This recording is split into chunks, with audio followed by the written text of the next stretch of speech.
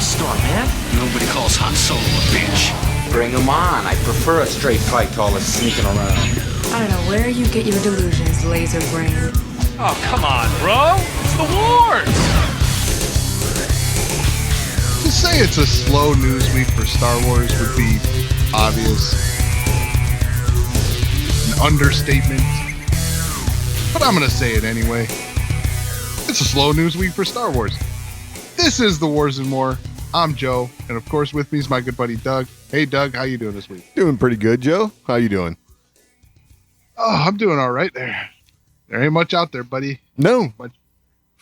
Everybody's still talking about the reset. Right. Yeah. Erasing the sequel trilogy. There's like a lot of articles saying that it's just not true. It's like, yeah, we got that. Yeah. We said that weeks ago. And like, so did you. Right. 5 times. Yes. So we get it. Not real. Right. But and you know, they keep trying to feed it with expanding on it and things like that. So, but we're not going to talk about that anymore. It's just not worth the effort. Exactly. So instead, we're going to talk about, Star Wars cereal. Yes. This is a good idea.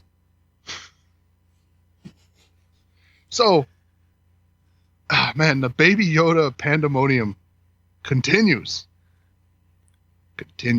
Well, I think this is a lesson learned, right? If you put Baby Yoda on anything, people will buy it. Yes. That is a thing right now. Yes, it is. It's absolutely a thing. Like, you got something to sell, put Baby Yoda on it, it's gone. Yes. And it makes sense. And, I like this. I do like this with breakfast cereals. Oh, yeah. Because when I was growing up, this was a thing. Anything new that came out. Uh-huh. And it wasn't successful unless it had a breakfast cereal. Like. Right. Everything had a breakfast cereal. Yes. I mean, heck, this takes me back to the 3POs? Yeah, 3POs. Yeah. They're not making it as ridiculous. Right. I mean, although calling it 3POs and then calling it like Baby Yoda O's, there's a different thing there, right? Like, you don't want it to seem like you're eating Baby Yodas, I guess, 3POs, yeah. It sounds like it's his brand, right? Yeah, exactly. Oh, that's funny. But yes, there is going to be a official Mandalorian cereal with the Baby Yoda on the cover. The little marshmallows are shaped like little green Yodas. Oh, man. There's marshmallows in this thing? Yeah. Oh, sorry. I'm not a marshmallow fan for cereal. Yeah. I mean, but that's the thing, right? Like, this is what takes me back. Because, like, you get a Ninja Turtle cereal. It had little Ninja Turtles shaped marshmallow things in there, right? Oh, I got you. So that was, like, always the thing, especially with cartoons. They always had marshmallow shaped like cartoon characters and things like that. Yeah. So they're channeling that vibe. The Saturday morning cartoon eating your cereal vibe. Yeah. Yes, absolutely. I'm a little astounded by the limited release. Okay. So, they're only releasing at Sam's Club. It'll be available later this month. So later on in July here. Wow. Yeah, it's Sam's Club only. That's it. Well, it's not entirely it. So there will be some single serving size boxes. That are set to be released at Walmart. Like the tiny boxes? Yeah, the travel boxes, Okay, yeah. So those will be available at Walmart sometime in August. Wow. I'm like, wow. I mean, Sam's Club. It's odd because like it seems like a lot of people now like it's either like they got a Sam's Club card or they got a Costco card. Right. Yeah. So, I mean, maybe this will get people to sign up for Sam's Club. I guess maybe that's the whole idea. Would not surprise me at all if like Sam's Club memberships go up just to get Baby Yoda cereal. Just saying. Exactly. Yeah, I'll be heading that way. I can always pick out the marshmallows, right? I mean, otherwise it's just it seems like it's just Kix with marshmallows. Oh, gotcha. Okay. Sweetened corn puffs. So yeah, that'd be Kix, right? I guess, yeah. One of those. Huh? One of them. Those. Yeah. Isn't there several cereals like that? Yeah, maybe it's like corn pops. Yeah. Yeah. Oh, it's hard to tell. It's hard to exactly. I think all those have more to do with the character on the box. Hey, this is a theme, right? Baby Yoda's going to outsell all those. That's for sure. Yep.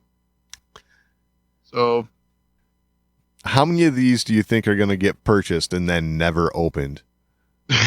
There will be a bunch, man. I don't understand that phenomenon. I agree. I mean, just open the box carefully and don't damage the box and eat the cereal. Sure. Like, what does someone want the cereal itself for? Well, it's a collector thing, right? I get it. I mean, a carded figure is way more valuable than a loose figure. So in this case, it's the packaging you want to keep, but you want the contents. Makes it more. Yeah, but so like when we're talking about action figures, okay, you got an action figure in the box, right? Yeah. That means that figure's never been exposed to the outside elements. Same thing with the cereal, man.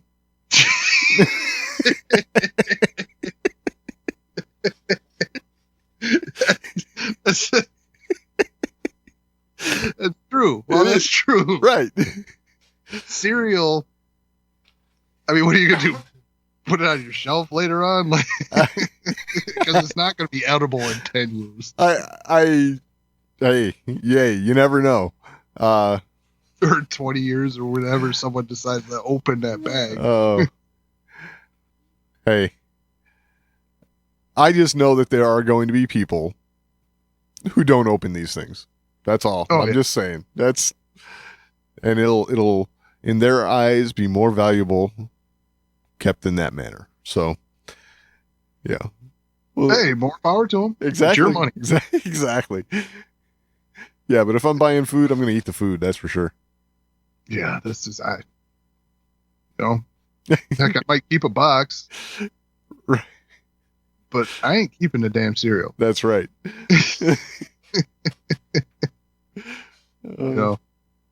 And even with keeping a box, I might. I mean, historically, how valuable have these things been? Oh, I don't know. I mean, I guess when you compare it to the price of what a brand new box of breakfast cereal is, okay, yes, they get pretty valuable, but sure, but yeah, there's not been a $25,000 box of cereal out there yet. Just saying, right? And that, unless you have like one of 6 in the world left, because it's like 30 years down the road, and you've got a Steve Sansweet wanting to buy it for his collection, which I'm sure he's going to go out and make a Sam's Club run to get these firsthand. So, but you know what I'm saying? It's and it'll never be open. Right. Exactly. But that's for a museum. That's true. That is true. I still think leaving the cereal in there's just yeah. Someone could eat that. Someone. Oh, I'm sure. They went through all the trouble of producing it. You might as well eat it. Yep. Yep. So I can promise you, I'm going to eat the cereal. I might not like it. Oh, I assure you, I'm not going to like it. But, yeah, marshmallows, right? But I know my wife is going to want this stuff, and yeah, we will have some. Yeah. Yeah, I look at all the Baby Yoda merch around here. Not my doing. Right? Not my doing. I don't think I've bought a single piece of Baby Yoda merch yet. Wow. Why do you hate Baby Yoda? I don't. It's just not something I'm after, and I don't have to worry about it because she's gonna buy it. That's the thing, I isn't mean, it? Yeah. If she wasn't buying any of it, I probably would. But yeah, she's on it. Yeah. I hear gotta you. worry. So yeah. All right. So we talked about the upcoming book from a certain point of view for The Empire Strikes Back. Oh yeah. You know, they announced it with a list of like 10 authors or 7 authors or something like that, right? Right. So the entire list of authors is now out. It was released on the Star Wars Twitter. I gotta say, either I'm living under a rock more than I thought I was, or there are tons of new faces that are going to be writing for this one, because I don't recognize more than half of these names. Yeah. Unless, you know, I'm living under the rock next door. I feel the same way. Now, granted, I will say I haven't been like, you know, super on top of reading the books lately, but there seems to be a lot of names here, a lot of new to Star Wars publishing names. So I'm with you. Yeah, I mean, though I haven't stayed on top of my reading as much as I, should. Uh-huh. I feel like I've been paying attention to all the releases that have been coming out. Right. I mean, now granted, there may be some of the, young adult or children's book writers in here. And I will admittedly say that I do not pay attention to those as much. Right. Just because it's not my genre. style. Yeah. So now there are some like heavy hitter names here, but yeah, and most of those were in the initial release. yes. So yeah. Yeah, I don't know. I mean, but I would say, God, what would you think? Maybe 25% of them? Yeah. Something like that. So, yeah. Which is, I mean, it's definitely not a bad thing because it's got me interested. Right. And that's kind of where I'm heading is that it'll be interesting to see what all these fresh takes on a Star Wars short story is going to be, because that's kind of what this book is geared towards. So Yeah.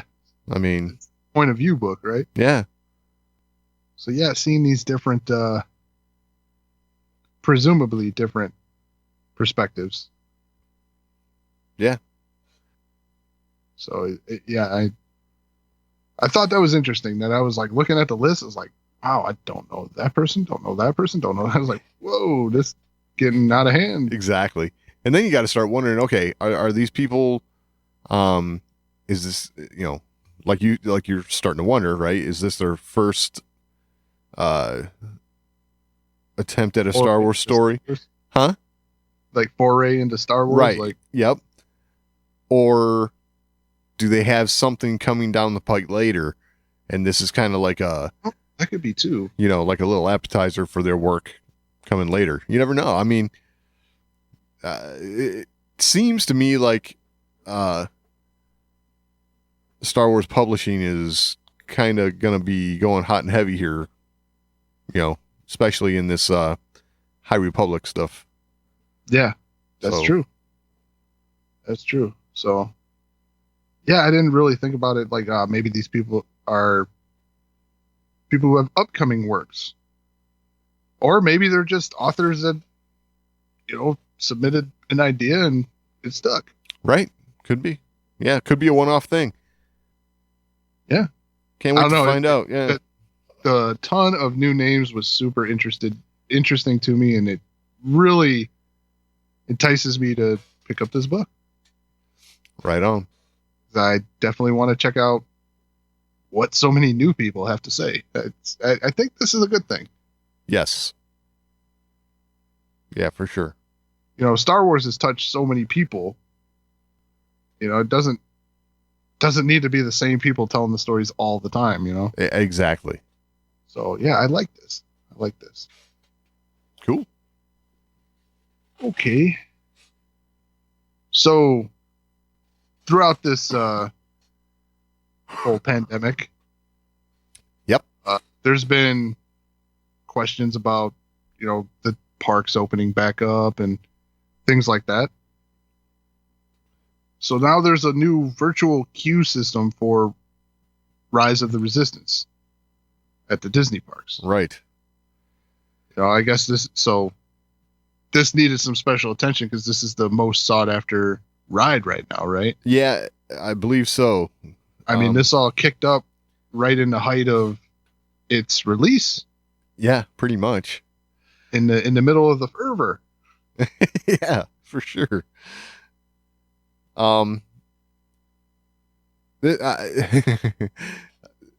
So there seems to be a lot more to this, and you can look into it, you know, if you want. I'm gonna kind of give the highlights here. Basically, instead of having to enter the park like an hour early and register on the My Disney Experience app for your spot, now you'll be able to do this at one of the distribution times of 10 a.m., 1 p.m., or 4 p.m. So, I don't know. That's pretty much the gist of what I'm getting out of this. Right. So, I gotta say, we didn't have these kind of, like, last time I've been to Disney. Okay, it's been a while, but there wasn't like all of this digital queuing and stuff in this manner. So, I mean, we've entered a new day oh, for sure. for lines, you know, so Yes. we have a very different problem now Yes. with, you know, staying safe from the virus and things like that. Yep. So with that problem, you need new solutions. Absolutely. I mean, let's when we were talking, you know, prior to the show, you mentioned, you know, what would a social distance line look like? I mean, you'd have lines stretching all the way across the park and you wouldn't know what line you're getting in. Exactly. And, you know, this is a solution for that. You know, you minimize lines, you have people come at certain times. Yep. You know, you can maintain social distancing without your line stretching the length of the park. Yeah. Which, you know, makes sense. I gotta be honest, my biggest problem is I haven't seen the app in action and how all this works in action. So, you know, anyone who's a regular park goer is going to be like, you know, you're a moron, Doug. but Well, I just haven't experienced it yet, so I haven't seen it in action. So that's I have experience with their you know, fast pass stuff in the app, you know, scheduling times to go ride a ride. right. And it's really awesome, man. It's a great way of doing it. So when you were there, did they have the fast pass? You would go up and you get the little piece of paper with a barcode on it, had a time to come back. Yeah, I think they had that, the paper. Okay. So their new queuing system is essentially that, except for you do it in the app and it shows up on your Magic Band. Ah, excellent. So you go get in so their fast pass thing is you go get in a fast pass line, And then when you get up there, you touch your magic band like you do getting in the park and stuff like that. Right. And if you had the thing, it turns green. If you didn't, it turns red. Okay. So it links it to your magic band. So I'm assuming they're doing the same thing here. This would be just for the line as a whole. This isn't a fast pass thing. This is just for the line. But yeah, it would do the same thing. I imagine it would link it to your magic band, and you come up, it turns green if you actually got a reservation. If you don't, it turns red, and they, throw you in the garbage chute. Nice. I like it. Okay, cool. Well, when it makes sense to have something like this for when you're going to have a ride as popular as this one's going to be. I mean, has been already, and as they reopen is going to be again. So yes, because anybody that's talked about this so far is saying this ride is the ride. Exactly. Yes. But I don't understand the whole 3 times thing, like the 3 different times where you can get on this app and reserve your thing. I mean, there's no way that'll crash, right? Right. Yeah. Because this thing's going to be hit by every cell phone in the park at that time, right? No, granted, they're running at I think it's 20% capacity, right? So. True. So it'll make it easier for them to have a soft rollout. Yeah. Yeah. And it's a good time to test stuff, right? If you can. It's true. Stabilize it here, and if you have problems here, you're going to have problems when there's more people. Yeah, so, exactly. Yeah, you can kind of do, like you said, soft rollouts and tests for all kinds of new stuff. Because the possibilities with that magic band are crazy. Right. Especially since you can link them to your app on your smartphone now and schedule stuff and do stuff. It's awesome.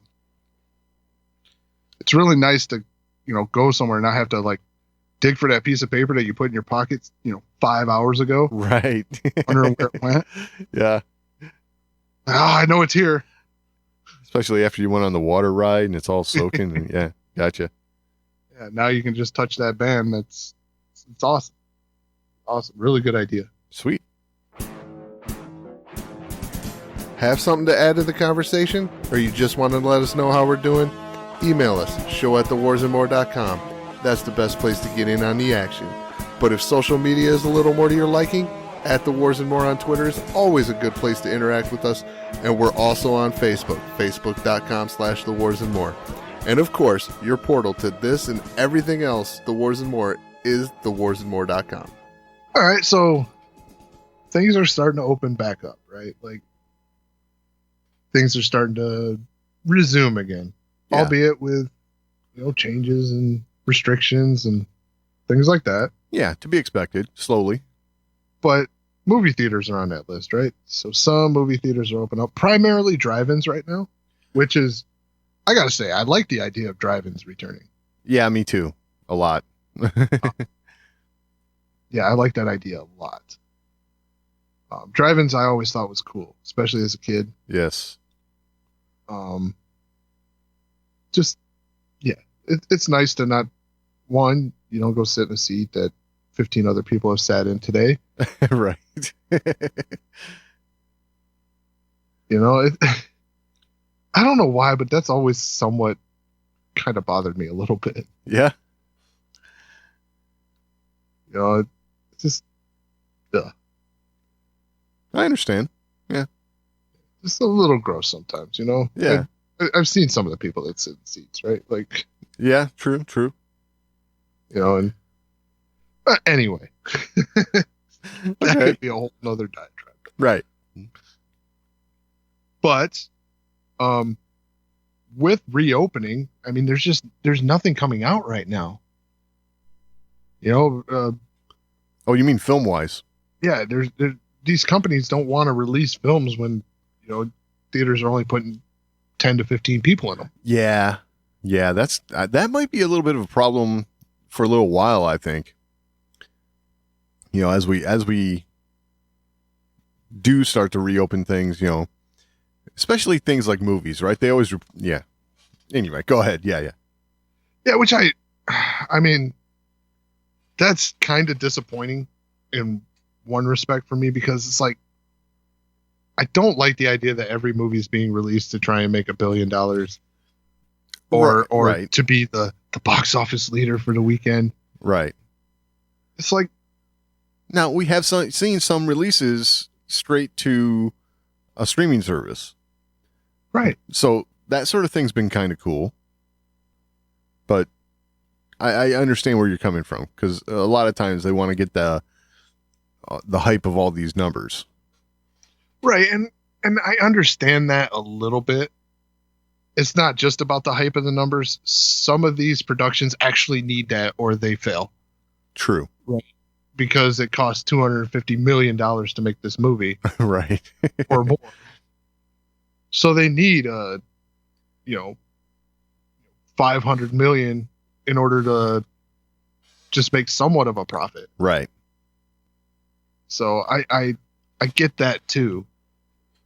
But it sucks that you made these films a while back and now you're holding their release because you can't get enough people in. Yeah, exactly.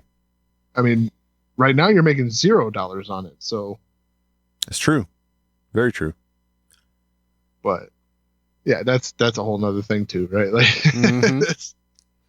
that we could go on about how movies are released and the money and all that. We could go on about that forever. But the leading movie this current weekend, right now. Uh-huh. So we're talking right now on the 11th of July. The leading movie right now is The Empire Strikes Back. No way. Yes way. Wow. This is amazing. So these are not numbers we're used to talking about when we're talking about the box office leaders. So take that into consideration. So yeah, the film has grossed a total of $175,000 so far this weekend. Wow. Okay. This is still amazing. I gotta say. So you're talking about a 40-year-old movie. Yeah. But here's where it starts to get really interesting. So they're expecting the weekend to do somewhere between 400 and 500,000. Wow. That's more than double, almost triple where it's at now. Wow, that's cool. So I figure this is, Friday night, if they're talking about that, right? Uh-huh. So, and here's where the plot thickens even further. So it's screening at 483 locations. Wow. I have to say, I'm just blown away by this. Yeah. So 483 locations, $175,000. That is a good weekend haul. Or not week. I mean, it would be a good weekend haul. But it's a good start of the weekend haul. Right. And to do $500,000 at 483 locations, that's wild. Yeah. That's And this is coming from, I believe it's from Vanity Fair. wow. Interesting. It's we have the 40th anniversary of The Empire Strikes Back that recently happened, and here we have, so I guess that gained a little hype around the movie, a little, hey, remember this kind of thing going on. And as theaters and drive-ins are reopening, it's fresh in our memories from the anniversary and Star Wars. So people will always go back to see Star Wars on the big screen. So, Oh, for sure. And I got to make a correction. That was Variety. oh, Variety. Okay.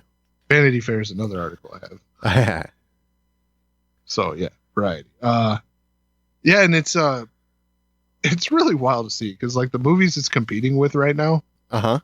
are all also doing very well, but it's up against Jurassic Park, Ghostbusters, Nice. Jaws. Wow. It's like, man, this is what's playing at the drive-ins. I gotta go to the drive-in. Yeah, really. That's wild. You know what I'm thinking, though? These movies you're listing off, not all of them, but, John Williams. He's got a good presence in there. Exactly. He's definitely, of the ones I listed off, he's 3/4 of them. Exactly.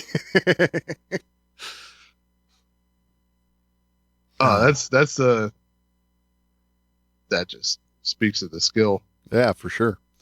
and what he's been attached to. Yes. It's nice to hear that this is actually happening. God, it just goes to show you that, one of those things that you can always fall back on, rely on when you're a little down, or when, things in the world are, getting at you or whatever. You can always go back to Star Wars, and that's just a little bit of comfort. So, kind of cool. And clearly, that's how people are feeling about it, because they're going to see it. So, Absolutely. And it's nice seeing Star Wars lead the box office. yeah, I know it.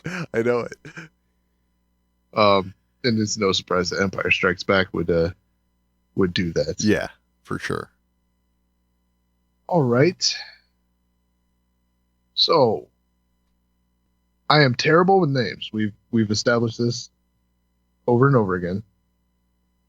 I may get it right. I may get it wrong. But hey, Doug. Uh-oh. Did you see the little Mandalorian main theme music video Oh, I did. Yeah. that Ludwig Göransson Yeah. did? Yes, I That's did. a pretty cool Star Wars music video. Definitely. So if you haven't seen it, I'd go check it out. You can find it, I believe Vanity Fair. Yes, Vanity Fair is the one that released it. I think a lot of the official Star Wars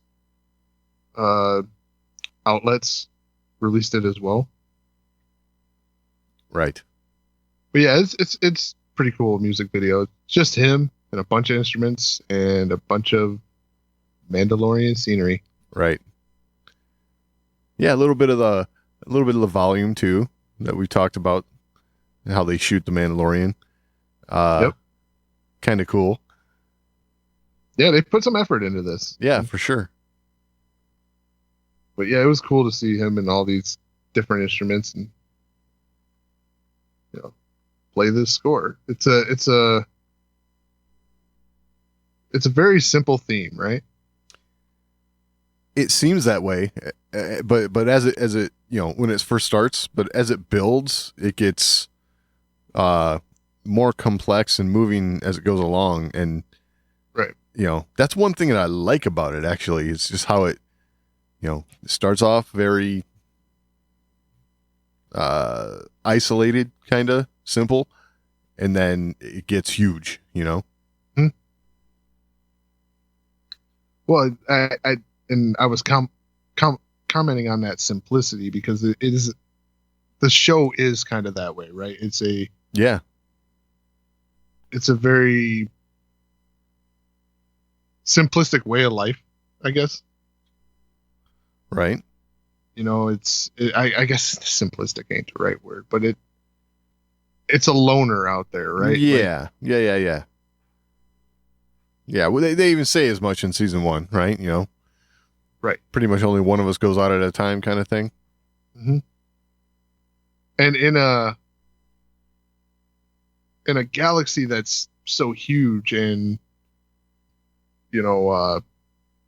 technologically advanced and things like that, this whole Old West thing is very simplistic in that realm. Right. So along with this, he had an interview with Vanity Fair. Mm-hmm. And he got to talking about John Williams and other influences, things like that. And there were some highlights that I wanted to bring up. Okay. So one of those would be all right. It says there's one here. It says it almost sounds like the wind, doesn't it? Like something you would hear out on a plain or in a canyon. The sort of sound of whistling through trees or the call of some lonely animal. And Ludwig says, yeah, it's so organic. Compared to all the other elements that are in the show visually, it's very modern. You see all these modern things. I think the contrast with this wind instrument, as you said, sounded like a wind or it sounds like a tree. It sounds organic. It gives you a human organic touch. My first step to score this was to add all these organic instruments, guitars, bass, piano, flutes, recorders, because I knew that was an important element to bring into this world, is the organic human feeling. Nice. So I like that. And that's that whole, like, that simplicity thing, right? Like, all this technology and all this. Right. And this sounds natural. You have a main character who looks very unnatural because, the armor, the mask, yet you have this very humanized melody that goes along with it. Pretty cool. I mean, I like the dichotomy there. Yeah, I really like that. And when you watch the music video, you kind of see that. In the beginning, it's a lot of acoustic instruments, right? Right. There's this bass recorder and there's guitars and piano and things like that. And then you get to a synth. Oh, yeah. So you add this very electronic thing into all these more natural sounds, right? You got this. So it's this technology creeping into the natural. Like, yeah. I gotta say, like, there's one part of the video where they show him. He's kind of like at this wall of like synthesizers and sound generators. Like a lot of these things, I'm sure just make it like they're like a sawtooth wave generator or something like that, and that kind of stuff. As a musician, it's like you can get lost in just playing with these sounds and modifying the sounds in the way they and that's his rig there. I saw another video a while back about what he uses and stuff, and that's part of his equipment. And it's just, you can tell this guy is just so into what he does that, I don't know where they found him, but he's the right guy for the job. I guess is what I'm getting at. Oh, and I think like some of these kind of peeks into the way he does things. It definitely made him way more interesting. For sure. Because we didn't know much about him, right? Right, like, exactly. They brought him in. We're like, who's this guy? Like, yeah. Okay, he did this, but now like you're seeing his style. It's very experimental. Yes. And I dig that. I really do. Because, anyone who's played with effects of any kind with instruments, you, like you said, you can get lost in it, but you do get lost in it. Oh, absolutely. Because you're just like, oh, I wonder what this does. And you're like a kid in a candy store, right? Like, yes. Oh, I'm going to try this and I'm going to try this. And you find some really cool stuff along the way. Yeah, totally.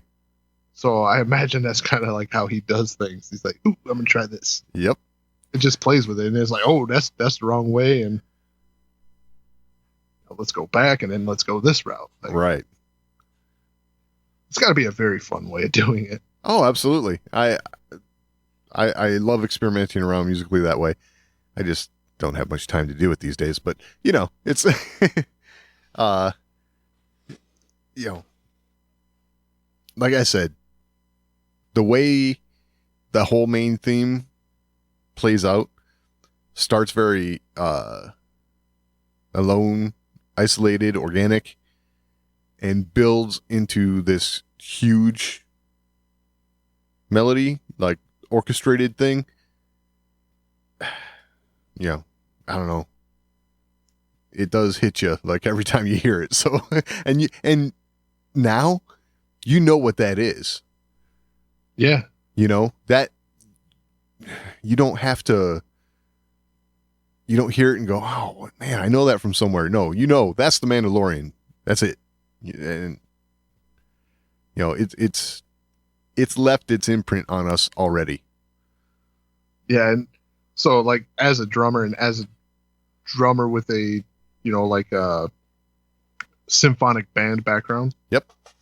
Like the way that builds, you're talking about that. I like the way that kind of thumps, Oh yeah, for sure. Just da da da da da da da da. Like Yep. It's like, yes. That tom work and everything. Yes. Oh yeah. Yes. Very cool. I definitely, that got me the first time I heard it. Right? Like, right. get to that. It's like, yeah. Let's turn that up to 11. Exactly. All right, but yeah, talking about that experimentation and things like that, but he also, like John Williams, is very influenced by past music. Of course. Okay. And other composers and things like that. Which is really a composer thing. Like, yeah. Almost every composer out there is inspired by somebody. Right. But like John Williams, he really digs deep, right? Like, and these next two things we're going to talk about really like highlight that. Okay. Like his deep cuts, right? Okay. So Vanity Fair says, the first time I heard your music, we hear that lonely recorder as the Mandalorian steps through the doors. It reminded me so much of Ennio Morricone. Oh yeah. Okay. Yeah. And we're talking the day after he passed away. So I wondered, was his music, particularly with Sergio Leone's films, as big an influence on you as it appears? And he says, of course. I don't know how you can be in this field and not be inspired by his achievements and his music. Just the way he experimented in production, the way he brought in different styles of instruments combined with each other, and he really pushed the envelope so far, and he made it also sound so simple and so close. Oh, I can read. In The Good, the Bad, and the Ugly, it's a similar idea. It's two notes. It's two notes. But immediately when you hear it, it resonates with your whole body. That was a magic power that Ennio had, to be able to make these interesting combinations. So there you go. That highlights that, let's get lost in these sounds, right? Exactly. And that is, you can tell there's influence directly from that, right? I mean, it's quite clear. Yet it's its own thing. So you can't, I don't know. Again, music is one of those things, just like storytelling, filmmaking, inventing machinery, whatever. We stand on the shoulders of giants, right? Those who came before have definitely influenced what is done today. So, I think it's just a credit to his ability that he can actually take that and be influenced by it and give us what he has for this show. So, yeah, and you remember back when we were talking about the Mandalorian and the whole idea of it, we talked about the helmet and taking off the helmet and things like that. It's like, I don't. Right. I like this whole idea of a Western, character with no name, Yep. And then you get to this and he's referencing The Good, the Bad, the Ugly. Yeah, exactly. Like, oh man, the composer's in on it, right? Yeah, Like, for sure. For sure. So this was an interesting question for me because it seems like you always hear this of a new composer, and when they do something that's different from John Williams, they always ask them if they're going a different direction intentionally, right? Like, is that what you're trying to do? Right. And I always love these responses. So the question was, it seemed like you were trying to consciously also go a different direction than John Williams' score. It felt like you were really trying to do something very, very different. And Ludwig says, I didn't set my mind that I wanted to do something completely different. Obviously, Favreau and Dave Filoni, they were extremely encouraging of experimentation. They left the doors open. I'm familiar with the Star Wars music, but I think for this show in particular, I also wanted to pay homage to John Williams. I was really interested in the headspace that John Williams was in when he was writing this music in the 70s. What was his sound back then? What was the music that he was writing? He had been a prolific composer long before Star Wars. I went back and listened to a bunch of his old scores, and also listened to the way he experimented with production and sounds. There's so much material. He went on, I remember there was this specific score for a movie called Earthquake that he did, I think in 1964. I bought a bunch of vinyls, and I listened to that at home and studied the score, especially the main theme. I thought was extremely interesting. I was very intrigued by the headspace that he was in when he was tackling Star Wars and what he'd done before that, more so than Star Wars today. Wow. So yeah, definitely not trying to go a different direction, but trying to write in a way that John Williams, who had this vast catalog before he even got to Star Wars. Right. Looking at all that. And I do entice everyone to go out and look up the main theme song for Earthquake. Yeah. And listen to the similarities to this main theme. Ring a few bells, huh? It's not a dead ringer, not by any stretch, but you listen to the pacing, the way the brass works and things. It's just wow. You can connect the dots on the influence. Took some ideas from that. Nice. Cool. Well, very cool. I gotta say, everything that I've seen and heard out of this guy so far, I am super impressed with. And I think as far as, at least for episodic for television, Star Wars are the music is in good hands. So. Oh yeah. And I love when they bring in these new composers and we hear what they do and we're like, yes. And then we hear them talk and we even double down on that. Like, yes, this is the right person. Like, yeah, exactly. They have done a fantastic job with composers so far. Everybody who's come in to do music for Star Wars has been great. Yes. I mean, it's home run after home run after home run. They're definitely not lacking in the music department. Yeah, for sure. So, and then when you hear these guys talk, you can see they're doing their homework on who they're bringing in. Oh, yeah. So, yeah, I'm looking forward to hearing more out of him. Me too. Can't wait. So, yeah, and they even give a little quick update on where the Mandalorian's at because he's getting ready to go in to start scoring season 2. Ah. Well, if he's going to be scoring, that means episodes are going to be nearing completion. So that's a good sign. Yep, because he's going to have to see some stuff to write for it. Exactly. All right. Well, it sounds like we're on track for October, and I can't wait for that. Oh, yeah, for sure. I mean, if we're getting ready to score, right. We're ready. Literally. All right, Doug, where do we want to go next?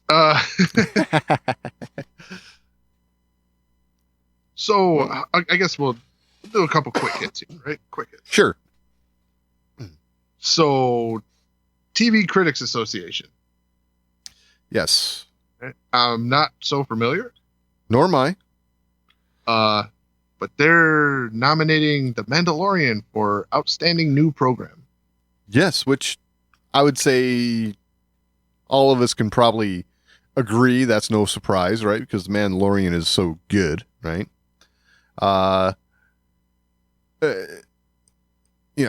Again, not familiar with this group, but okay. What I found interesting here was the whole outstanding new program category. We have The Mandalorian, which is on Disney Plus. The Great, also nominated on Hulu. The Morning Show, which is on Apple TV Plus.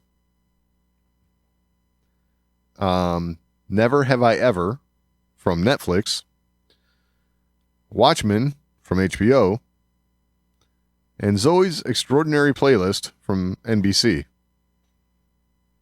So the TV Critics Association is given one, only 2, 3, nominations to 4. actual TV. Huh? What was that? So they're given 2 nominations to actual TV. If you're counting HBO, I mean, I did count HBO. that's paying for TV there. Your No, regular over-the-air television, which would be NBC, your classic channels, there's only one show from NBC. The rest are streaming, and HBO's paid for, so interesting. I know the cable networks have been getting television nominations for different things for a while now, but I mean, here we have of 1, 2, 3, 4, 5, 6 nominations. 4 of them are streaming services now. So, yeah, I mean, that's just. And the HBO product probably shows up on their streaming service. I'm sure it does. You just have more than one way to actually get a hold of it. So, right. I got a feeling that, at least for the time being, those streaming services are taken over. Well, I would say for shows, actual, like what would be TV shows, right? So you're like Law and Orders and your things like that. I could see this stuff kind of moving away from TV. Yeah. TV is going to be dedicated to special events and live sports, stuff like that. Right. News. It's local news. Yeah. News. Yeah. It's starting to look like TV is kind of losing its grip on, shows. Right. And I guess, paying for something to get away from advertising and commercials is definitely kind of the new thing. Yes. And, just kind of watching it whenever you want is very enticing without having to remember to set your DVR or, have a on-demand subscription. Right. There's something nice about like, oh, the show came out on Friday. Oh, I didn't get to watch it. Shoot. Right. I didn't have my series recording set up. Yeah. This is the next step forward. Yeah. And, and I guess this answers another question too. The Mandalorian coming out episodically week to week, even though it's on a streaming service, is not hurting its performance and stuff like this. No. Because there was a lot of, I wouldn't say a lot of, but there was some vocal, very loud pushback to not being able to just binge it when it comes out.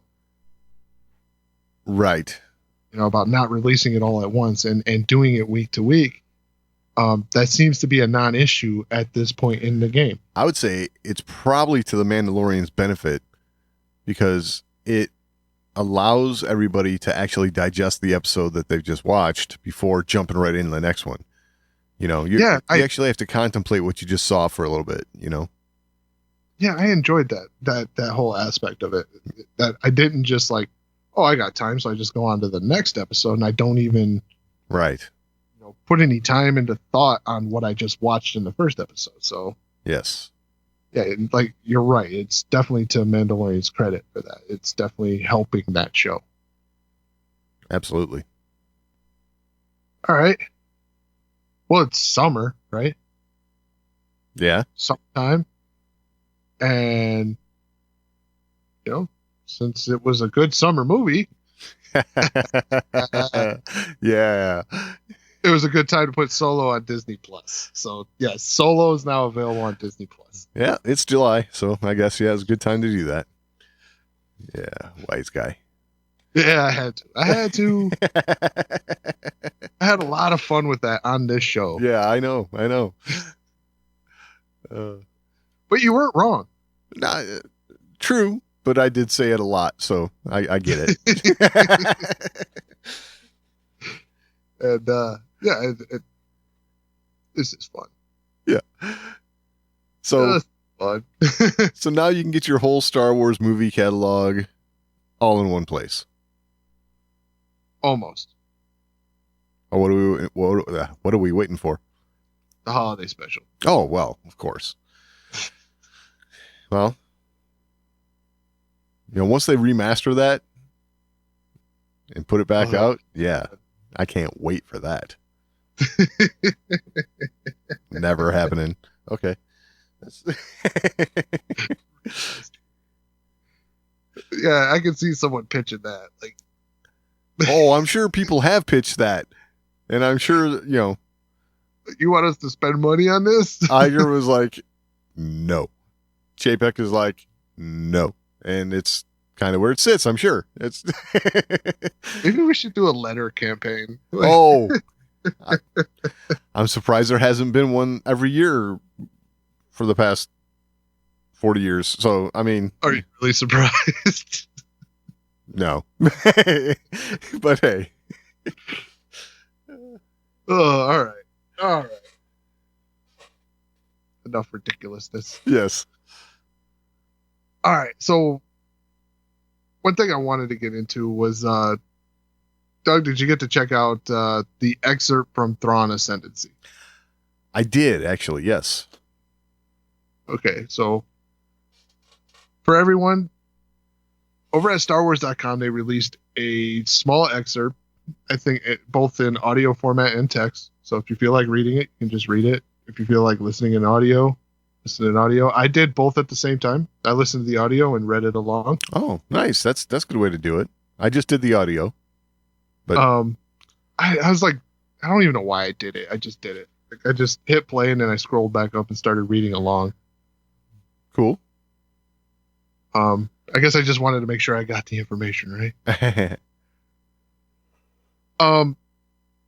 Don't really want to dive into the content because some people want to avoid that stuff. Right. I mean, it's only the prologue, but hey, you're going to pay to read the whole book, right? You don't need us to read it for you. That's right. But what I want to talk about is we've talked plenty about, especially recently with the introduction of the child character, right? The baby Yoda. Yep. About diving into certain backgrounds and like kind of pulling the curtain back on certain characters' history, especially the characters that have a mysterious background. And that's kind of the allure of the characters. They are kind of mysterious. Right.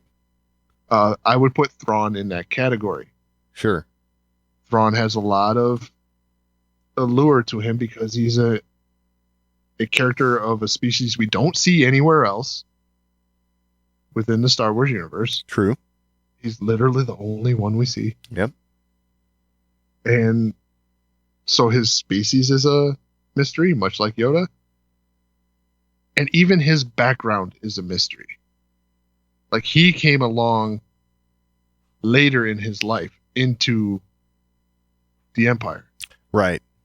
He He actually showed up during the Clone Wars. Yes. So during the time of the Republic is when he made his entry into that portion of the galaxy. Right. So what do you think about kind of pulling the curtain back on him and his homeworld and his species? I think, well, okay. If that's going to happen, then I think we have, clearly the right guy doing it in Timothy Zahn, because it is his character. Right.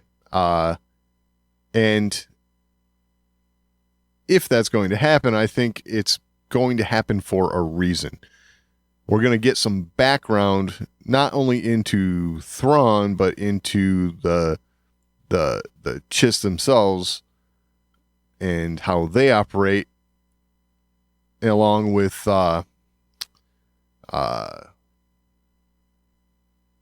their various enemies in that section of the galaxy, I guess, or whatever. I think there's a reason behind that, and what that reason could be is something to do with where we last saw Thrawn and Ezra.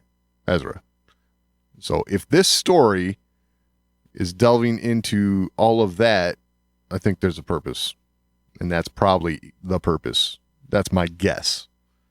Okay. So I can get on board with that. I did kind of like the one little thing I'm going to take from this excerpt and talk about right now. Okay. Is when they refer to Thrawn, they refer to him as the only person I trust for this particular thing they have to do. I won't go into that. Right. Yeah. And it's because of Thrawn's ability to decipher clues, right? Yep. Based on understanding of peoples and things like that, and art. Yep. So like understanding different civilizations because he studies art. So that's putting him even exceptional amongst his own people, right, for that particular skill. And I did like that was kind of alluded to in this prologue. Yes. Like this ability of his is really an ability of his. Right. It's recognized. It's I shouldn't say ability, but a talent or sure, a way of doing things for his people. They don't like systematically do this to understand their opponents. Right. You mentioned he is still exceptional in that. Yeah. Regard. Among the Chiss. Yes. Yeah. You mentioned that he is the only Chiss that we're aware of thus far. And, to think that, maybe it's just simply the Chiss species has this ability or something, actually would lessen his character a little bit to some degree, now. And ability is probably not the right way to say it. I think it is the way of thinking, like it's his way of understanding his enemy. Right. And to think that was the way that they conducted battle, was to first study their enemy in this manner. If that would have been a people-wide thing, that would have been lessening to his character, in my opinion. Right. To see that this is a tendency of him and him alone was kind of nice. Yeah, that's cool. I like that. Yeah, that right there in that prologue got me a little more on board. I was like, okay. Right. So he's still exceptional in this way, and maybe they might pull the curtain back on why he started doing it this way. But I'm okay with that because it's his thing, right? Right. So it appears as though this book is going to dive back like the other ones did, right? Mm-hmm. There was kind of like a back and forth kind of thing going on, where the books would talk about stuff that was going on in a current linear fashion, and then all of a sudden go back to what happened before kind of thing. Yeah, and like his Imperial Academy days. Right, yes. And so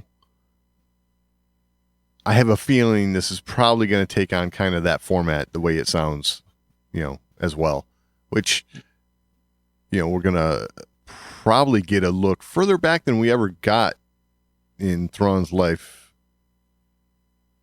thus far. So, yeah. And when this book was announced and they said that, I was a little hesitant. Right. Because, like I said, like Yoda, if you've been listening to this show for a while, you know how I feel. If you haven't been listening for a while, if you're one of the newcomers, I'm not a big proponent of diving into Yoda's backstory. Right. I like the mystery. I dig that stuff. Yes. So I feel the same way about Thrawn. I like that mystery.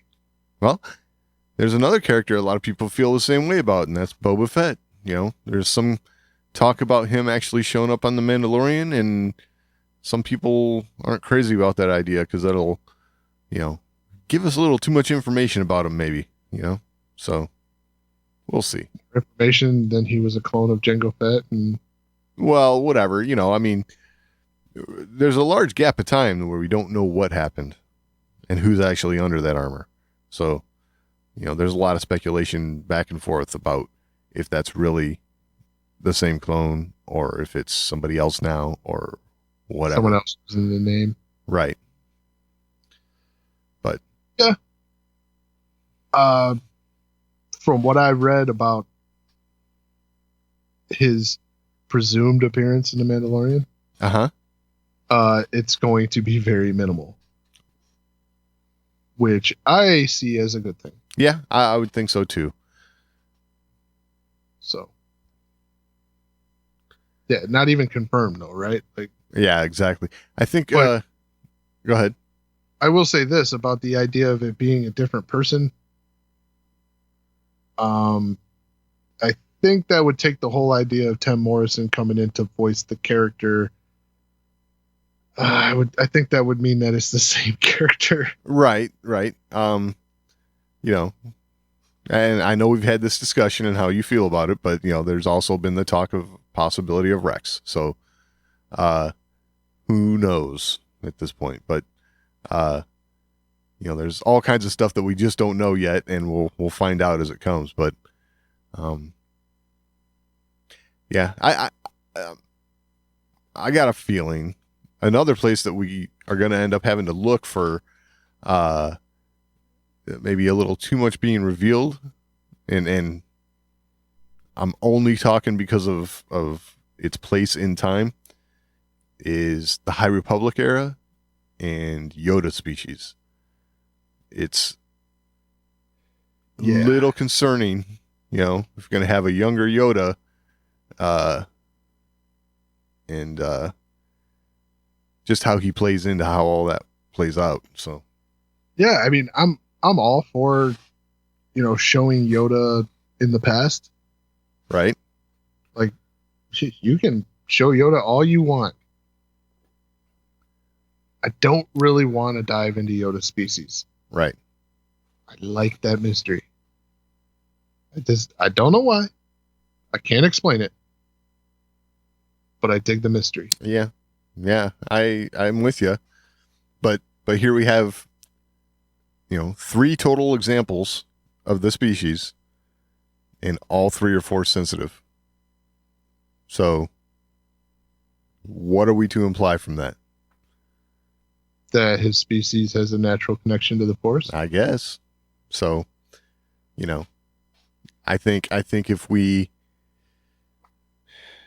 dig too deep into the background of Yoda's species, then we risk running into we have to start asking the questions, well, why doesn't his species just take over the whole galaxy? Because, they could, that kind of thing.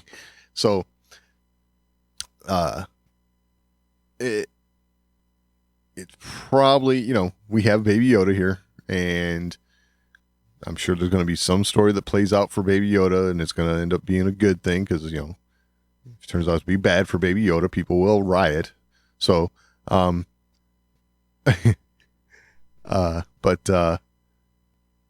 I think the more mystery, the better in that case for Yoda's species. Yes. And I think that's, like, if you really think about it, though, that's what makes that character of the Baby Yoda so interesting, outside of the fact that he's adorable. Right.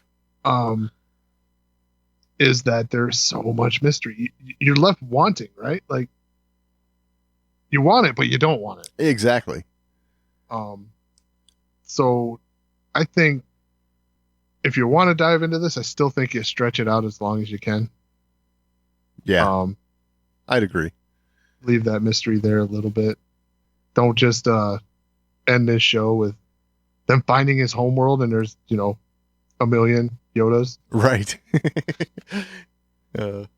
And the same with Thrawn, right? We're gonna get probably a deeper look into the Chiss as a species than we've ever had before. We've gotten a little taste here and there with the previous books, but this appears as though we're gonna dig deep. So what I would like to see at the end of this book is for us to be left with more questions about Thrawn. Right. Not necessarily more than we had before, but just something that's making us go, oh, wonder how that happened. How did he get to that point? Yeah. But like the mystery for me for Thrawn is less about his species and more about him, Thrawn himself. Right. Yeah. And his rise through the ranks and stuff. Yeah. In Thrawn's time in Star Wars, we've heard it talked about his people, his species. We've heard all that mentioned, so we know they exist. Right. How many times has it mentioned Yoda's people? Yeah. Like never. That would be zero. So that's why the species of Yoda is that mystery that we don't want to dive into. Right. We can go into Yoda's story, his past, things like he references his past all the time. It's true. We can go into Yoda's past. It's diving into his species that like unravels the mystery. Whereas with Thrawn, his past is kind of the mystery. Like you get little nuggets of it, right? Yeah, yeah. But not a lot. But his people aren't really so much the mystery. We know they're in the far reaches, right? Yeah. This is why we don't see much of them. They're staying out of it. Yeah. And it's But a long drive. We know they're there, right? Yeah. It's been talked about. They're there. They're not gone. With Yodas, we don't know if they're there, they're gone, so yeah. Interesting. I like the way you pointed out the difference between the two characters and what we're looking at for each of them. It's kind of interesting to dissect that a little bit. I like that. That's good. Yeah, because you could go tell a story about the Chiss and Chiss characters and things like that and not dive into Thrawn. Right. And it would do nothing to the character of Thrawn. It would not hurt his character one bit. And I shouldn't say hurt. We don't know that unraveling this mystery is going to hurt anything. True. It might be great. But it would have no effect on Thrawn's character, right? To dive into the Chiss. Right. Just wouldn't. We know they're there. No big deal. But Yoda, that's going to unravel that mystery. So yeah, it's just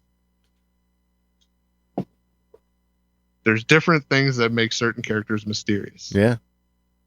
It's true. I like it. It's just like with Boba Fett, right? Yeah. They revealed that he was a clone. Yep. Now, granted, with Boba Fett, they did things to reestablish that mystery. Yes. And that right there shows you that maybe unveiling some of this stuff is not a good idea because now you're just looking for other things to be mysterious about the character because you want that character to be mysterious. Right. Right. That all this mystery we're talking about, all the stuff that we don't know is part of what all the appeal is for these characters. So you can't start stripping all that away and expect them to have all this appeal still. So, Right. yeah, I would agree that, we gotta maintain some of that somehow. I mean, we've all been there, right? Like, you really want to know something. You're like, oh, you really want to know? Yeah, yeah, yeah. And then the person's ready to speak, and you're like, no, don't tell me. Yeah. We've been there. Well, where I feel it or have felt it most times. One of my favorite bands comes out with a new song. Oh my gosh, this song is awesome. It sounds fabulous. Then you sit yourself down and you figure out how to play it. You learn how to play it. You dissect it. And somehow it loses all of that appeal that it had when you first heard it. So sometimes that can happen. So Yeah, you do that, and it's like, wow, that was it. yeah, exactly. So yeah, it sounds awesome. And then you look at how simple it was, and it's like, wow, that's right. And it's funny, we do that in music, right? Like, it's simple, and then it loses some of that like thing. Is like, but it's music. It doesn't have to be complicated. Right, exactly. To sound good. That's what's important, right? It's got to sound good. Yep. And it's the same with these characters. Their story doesn't have to be complicated. A lot of their story has been told already. Mm-hmm. We don't have to have 100% of it, So, yeah, we'll see. We'll see how it all plays out. I mean, with Thrawn, I think we have the right guy. I think Timothy Zahn knows how to handle Thrawn as far as his story goes. So, if nothing else, we're in good hands there. Yeah. With the other characters we were talking about, Baby Yoda, Boba Fett. I think Jon Favreau and Dave Filoni, those guys know how to handle these characters too, because they hold such reverence for all the classic characters, and Dave Filoni knows how to introduce a character as well. So, Ahsoka. So Yeah. and we all know how that has been as far as Ahsoka's now a loved character in the Star Wars universe, and didn't start out that way, and Yeah, I Dave think- Filoni got you to love clones. Like, exactly. So I mean, you remember in Rebels when you saw Gregor and Wolf and Rex, and you're like, yes! exactly. Those guys are And awesome. it's like, wait, these are just clones. Yes! Yep. So, yeah. Yeah, cool. Well, Doug, we did it. Yes. There's not a lot going on, but we made it. We made it. Absolutely. Well, if you all have anything to add to the conversation, trust me, we need help, right? Like, there's not a lot going on out there. But you can always email us, show@thewarsandmore.com. It's the best way to get a hold of us. We're also on social media. We're at The Wars and More on Twitter, facebook.com/thewarsandmore. You can find all that and all the ways to find the show over at thewarsandmore.com. Any final thoughts this week, Doug? No, I think that about covers it. All right. We'll talk next week.